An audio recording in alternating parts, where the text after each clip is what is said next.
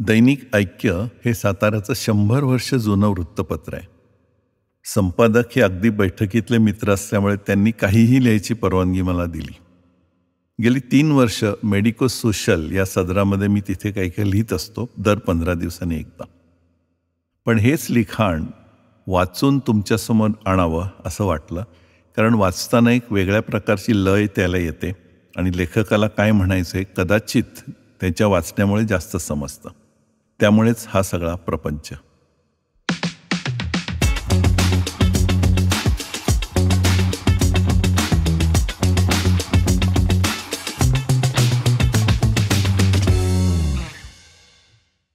आज आपण बघतोय सुबत्तेच्या पलीकडची संस्कृती.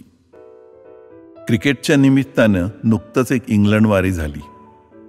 लंडनला तसं सर्व शहरांची आई मानलं जातं. जे लंडनला सुरू झालं त्याचं इतरत्र अनुकरण होत गेलं. आता अशी बलस्थानं बदलत चालली आहेत, पण आई तर आईच राहते ना शेवटी. अजूनही मी लंडनला गेलो की लंडनचं ते मातृत्व जाणवत राहतं. आज मी आपल्याकडे कसं असतं वगैरे अजिबात म्हणणार नाहीये, कारण याचं प्रयोजनच ते नाही. माझ्या अनुभवातलं लंडन किंवा इंग्लंड हे आहे, तुलना नाही. तुलनेमध्ये काय होतं, यापेक्षा बडकर, हे बदतर असे उल्लेख येतात. आपण आहोत जे आहोत, आपण कसे आहोत आपल्याला माहिती आहे. ते म्हणजे लंडन मला कसं वाटलं ते बघूयात. एअर इंडियाचं विमान, त्यामुळे खायला कढई पनीर, बघायला मी वसंतराव आणि पैठणीसारखे सिनेमा असल्यामुळे प्रत्यक्ष लंडनमध्ये उतरल्यावरच इंग्लंडची पहिली भनक आली. ती थंड झुळूक, फिरंगी लोक अगदी सर्व वर्णांचे. फरशीवर टॉक टॉक असे वाजणारे ते शूज, हे आवाज ते मुद्दाम काढतात असा माझा एक विनोदी कयास आहे. या अशा वातावरणामुळे आपण परदेशात आहो हे लगेच जाणवतं. लाईट्स, रंगसंगती अशी लखलखीत की सगळा आसमंतच गोरा वाटायला लागतो. म्हणजे तसं ते खरंच होतं, ते का माझ्या नजरेत होतं का मनात होतं कोण जाणे. असल्या जागी इंटरव्ह्यू देणं, फोनवर बोलणं म्हणजे माझ्या अंगावर काटा असतो. काचेच्या मागून जोरजोरात हसणारी एक कृष्णवर्णीय लाफिंग बुद्धा होती. ती मला काय विचारत होती हे कळलंच नाही.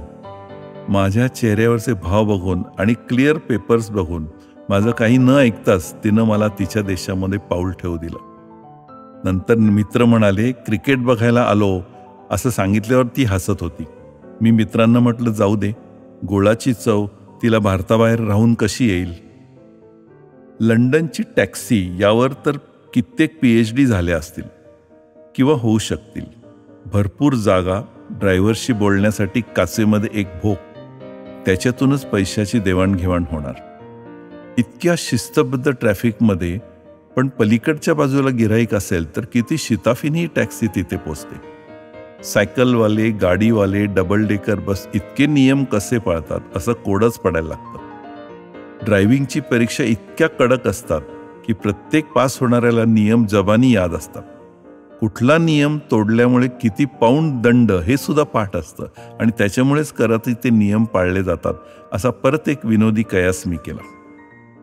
लंडनची ट्यूब म्हणजे एक अजुबाच आहे. जमिनीखाली 6 मजले असलेले हे रेल्वेचं जाळं कोणी विणलं, अस्तित्वात आणलं आणि आजपर्यंत टुकीने ते टिकून राहिलं, याचं कौतुक करावं तेवढं थोडंच आहे. मल्टीकल्चरल म्हणजे काय हे ट्यूबमध्ये समजतं. इतकी नानाविध लोक इथे असतात. ट्यूबमध्ये लिलया बागडत असतात, स्टेशन बदलत असतात. प्रत्येक स्टेशनवर एक आवाज कानात घुमत राहतो, mind the gap. Mind the gap म्हणजे रेल्वे आणि प्लॅटफॉर्म याच्यामधल्या गॅपमध्ये पाय जाऊ देऊ नका अशी ती सूचना असते. सर्व थरातल्या लोकांना आपापल्या भेदभावातली गॅप सांभाळून सुरक्षित राहा, माइंड द गॅप असं ते असावं असा एक कमी विनोदी कयास मी केला. पुण्याचे पण तिथे 23 वर्षापासून स्थायिक झालेले संतोष देशपांडे पण मॅच बघायला आले होते. ते बहुतेक मॅचेसला असतातच म्हणे. संतोष, सुप्रिया, साना आणि त्यांचा पप्पी म्हणजे चौघांचा उल्लेख एकदम येणं आवश्यक आहे. हे सर्व मिळून गमभन नावाची चळवळ चालवते. इंग्लंडमध्ये असणाऱ्या मराठी मुलांना मराठी भाषा आणि संस्कृतीला निगडीत ठेवणारी ही चळवळ आहे. त्यांचं म्हणे खेडेगाव आहे 1000 घरांचं, पण काय रस्ते, काय पाणी, काय इलेक्ट्रिसिटी, स्वच्छता, ऑर्गनायझेशन, असं की ह्याला खेडं का म्हणावं हे कळेना.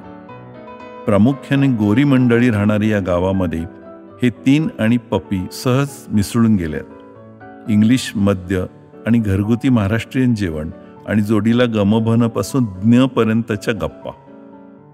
असे हे देशपांडे असोत, कॉलेजपासूनचा माझा कार्डिओलॉजिस्ट मित्र सतीश अडवाणी असो, त्याची मुलगी पत्नी असोत, आता आयुष्याच्या वेगळ्या झोनमध्ये ते आहेत. राहणीमान, अर्थार्जन, सुरक्षितता, त्यांच्या घरामध्ये चोरी हा विषयच त्यांच्या डोक्यात येत नाही म्हणे.